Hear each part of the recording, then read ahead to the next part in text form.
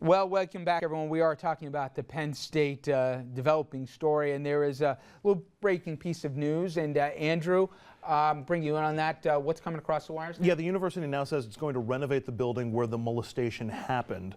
A spokesman for the university said they're going to remodel the football shower and the locker room area where Sandusky attacked his victims. However, they have to wait until all the legal proceedings in the case are over. So it's at least some measure that the university is trying to take steps to. That's not going to mollify, I think, what's out there. And we're going to, throughout, maybe bring in some of the other comments. But I also want to bring in your phone calls. And, Gerald, let me ask you, a lot written today. I must have read at least 60 different editorials, coast to coast, a lot from the Pennsylvania market about what happens next year for football. The idea for many people of seeing a whiteout when 100,000 people in white shirts, and I got to see it once, one of the most amazing things. I can only imagine what it's like running through the tunnel when that happens. Show a little VO of it now. Should that scene be playing out next year, so new, so fresh, from what we've learned happened at the school? I know not one of those kids or any of those coaches had anything to do with this, so that's not the question. But should they be playing and celebrating a sport here that had at least fingerprints on so much of the tragedy that we're seeing unfolding before us? Yes, and I think what you're going to see is the innocent people that are out there cheering, and they're cheering because of what we feel for those victims out there. And that's what you're going to get from the fans and the players that are on that field. Because we're hurting just like those victims are. We're embarrassed, we're ashamed, we feel horrible for what happened to these victims. And we want to make it right because that's what Penn State is about. I got that argument, and I'm really conflicted on this one. The flip side is SMU. SMU got the death penalty for 2 years, completely shut down, and then after that there's a whole host of sanctions because they were paying their players, maybe more than even some NFL guys got, but they were paying their players. San Francisco University, they had a big-time basketball at one point. They shut the whole thing down completely in the 80s because of a lack of institutional control, and again, that was over bribery, cheating, etc.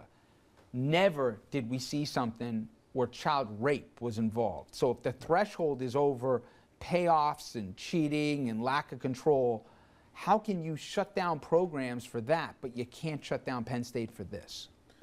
It's hard for me to separate that, but I think it needs to be separated. I don't think it's a football issue. I don't think it's an NCAA violation.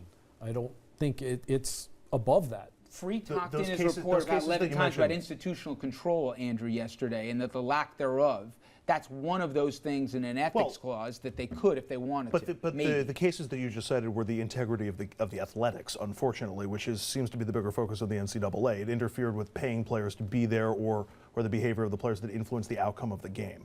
This doesn't, so that's why I don't think the NCAA is going to do as much as I'd like to. I would like to see them be blacked out from national television. I'd like to see them get the death penalty for a year or two to send a warning that these cultures can't be allowed. I don't think that's going to happen. I'd like to see Penn State, if that's the case, break even on their athletics for this year, but then give the rest of the money that they make to organizations that help children. Well, they're going to be paying out hundreds of millions in settlements, you got to think here, and you're saying above and beyond that, the $50 million they netted in profit last year. All right, let me bring in the calls and then. I think they would be more than willing to do that. I think that's what they're going to show, that we support this, that we're on that side. We're on the side of the victims, and this should have never taken place. Let's go to the phone calls right now, and guys, jump in when you want. Our first caller comes from Burlington, New Jersey. We've got Harvey on the line. Harvey, I'm going to make you the president of Penn State right now. Would you voluntarily shut the program down for a year, or would you start the season just like it was scheduled, game one kickoff? I'd shut it down. Why? I'd shut it down because it would be totally disrespectful to all the victims out there that this happened to. It's just total disrespect, and it just shows where our country is headed, as far as, what's important, football or people's lives in general. And that's with all sports. There's just too much to be said about what happened to even have the conversation about having a football season over this. I mean, these lawsuits are going to be taking years, and you're not going to give at least 1 year where there's no football? All right, let me bring in Harvey. Thank you very much for your call. Let me go to Pennsylvania now. In Westchester, we've got Vicky on the line. Vicky, you agree with Harvey? Yeah, they ought to close that school down for a year totally. Well, the school's not going to shut down completely. We're talking about the program. I just want to point something out. Respect for the victims, and certainly I do, but to say that you don't want to play the game out of respect for the victim, there are victims going back to 1999. There are victims going back, I mean, there are victims who have watched Penn State be playing football for year after year after year after year. I don't know if it's additionally disrespectful to play next year. That's not why I think they should be shut down, but it's just a... Well, listen, whenever you do a punishment, and it doesn't even do with sports, Enron, people... those crooks might have gone to jail, but thousands of people lost their jobs. There's always collateral damage innocent people, that get caught up in this. So again, imagine, I feel if you're some sophomore at Penn State, you kept your nose clean, you had nothing to do with this, happened before your time, why should you have to go transfer? I get that, but the flip side is, in every precedent case you can ever look at, when they cracked down on the school, Ohio State last year, some idiots get free tattoos or driving around cars.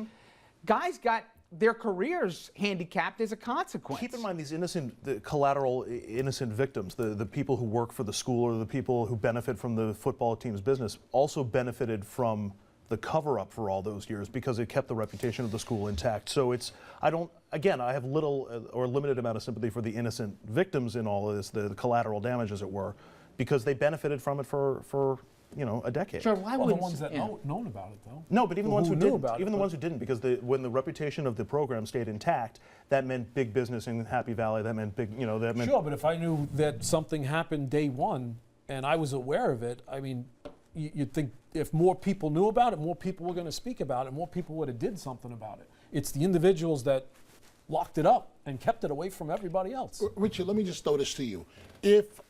I'm sure every victim in this case, it won't even go to trial. I don't see how Penn State can go to trial. They're going to be forced to settle. Right. And let's say they settle, for argument's sake, for the talk of the table, let's say they settle for $25 million.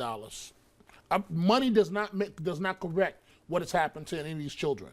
So let's say $25 or $50 million per occurrence. You can keep going, but right. Yeah, whatever. And so we should then still shut down the football program? What would be the point? I'll make one argument, and as I said before, on this one, I'm conflicted.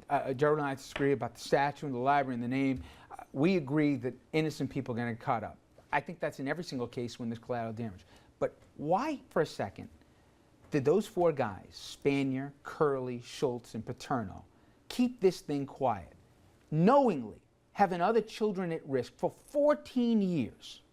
They did it because they wanted to preserve Penn State football. They wanted and protect their friend. And protect their friend. Well, believe me, I don't think these guys care that much about Sandusky, okay, at the end of the day. I think they were worried more about the program.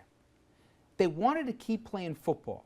If at the end of the day they keep playing football, what's the message? I still hear you loud and clear. You make a lot of sense to me. And again, I think of that 18 or 19-year-old kid who didn't do anything wrong. But if that's what these guys wanted to do, if that was the whole point of this thing, to stop bad publicity and stop anything from happening to the football program, in a perverse way, did they get what they wanted? But they're gone now. That's the thing. They're gone. So, if there's a disease and we got to get rid of the disease, it's out there. Most of it's out there. All of them are gone. And if anybody else is left, they should be gone.